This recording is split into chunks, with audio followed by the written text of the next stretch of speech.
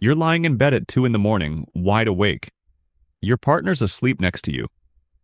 She's exhausted growing an entire human, and you're staring at the ceiling running a highlight reel of every reason you're not ready for this. You don't know how to change a nappy. You've never held a newborn. You still eat cereal for dinner 3 nights a week. And somewhere in the dark, a voice says, "What if I'm just not cut out to be a dad?" Here's the thing, I had that exact same night. And I need to tell you what I wish someone had told me then. I'm Dan. If this is your first time here, hit subscribe so the next video finds you before the next wave of doubt does. So look, I'm not going to stand here and tell you to man up. I'm not going to give you a checklist and pretend that ticking boxes makes you ready. What I am going to do is walk you through 5 signs. 5 signs that are hidden inside the very doubts keeping you awake right now. And every single one of them proves something you don't believe yet. You're going to be a brilliant dad. Not because you've got it figured out, because you haven't. And that's the whole point. Let's start with sign number 1. You're terrified. And that's the first sign.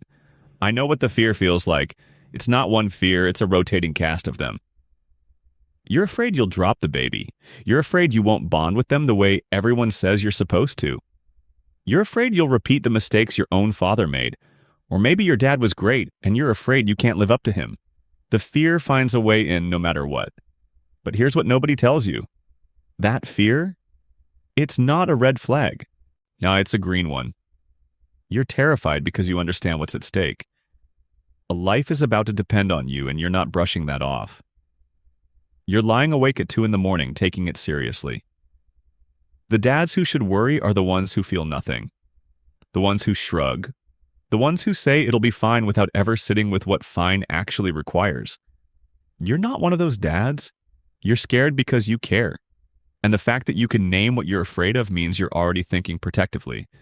You're already running scenarios, planning for outcomes, trying to make sure this tiny person is safe.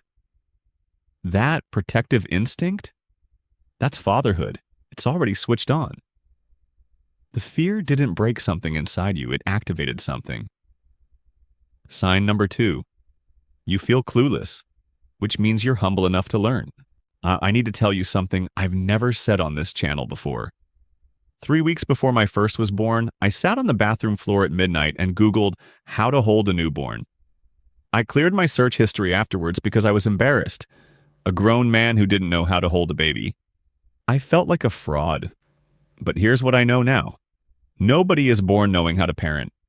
Nobody. The dads who act like they've got it sorted from day one, they're performing confidence. They are not demonstrating competence. There's a massive difference. Feeling clueless is not a failure. It's the starting position of every honest learner who has ever lived. That search bar at midnight? That's a classroom. And you just enrolled yourself. You didn't pretend you already knew. You admitted you didn't and went looking for answers. That's humility. And humility is the single greatest prerequisite for growth. Your kid doesn't need a dad who knows everything. Your kid needs a dad who's willing to learn anything. And that willingness, you've already got it. Every awkward question you've typed into Google at 1 in the morning is proof. Sign number 3. You're worried about doing it wrong. That's called caring. This one gets dads more than almost anything else. The anxiety about messing up. It disguises itself as incompetence, but it's not incompetence. It's deep care wearing a costume. You're agonizing over which car seat is the safest. You're reading reviews on nappy cream like you're researching a mortgage. You assembled the cot last weekend and checked the instructions 4 times. 4 times. And you still went back and wiggled every bolt because something in you said, make sure. And maybe you felt stupid doing that. Maybe you thought a real dad would just know how to put it together. But can I tell you what actually happened? A child is going to sleep safely in that cot because their dad refused to cut corners. That's not incompetence. That's devotion in action. There's a difference between paralyzing perfectionism and healthy concern. Paralyzing perfectionism says nothing is ever good enough, so why try? Healthy concern says, I'm going to get this right because it matters. You're not paralyzed. You're here. You're trying. You're checking the bolts a 4th time. That's not anxiety gone wrong. That's love doing its job before the baby even arrives. Sign number 4. You want to support your partner. That makes you a team player. Let me be honest about something. She is carrying the greater burden right now. Physically, hormonally, emotionally. That is just the truth. And recognizing it isn't weakness, it's awareness. If you're thinking about how to help her, how to take things off her plate, how to show up rather than spectate, you're already behaving like a partner. Not everyone does that. Some dads check out. Some dads wait to be told. You're not waiting, you're asking. And that impulse to ask, follow it. Ask her what she needs rather than assuming you already know. Show up for the appointments, even the ones that feel awkward, even the ones where you're not sure what your role is. Your role is to be there. Learn a little about what her body is going through, not to become an expert. Just so when she tells you something hurts or something feels strange, you have enough context to actually hear her. Not to fix it, to understand it. That changes the conversation completely. I'll be honest, I got this wrong early on.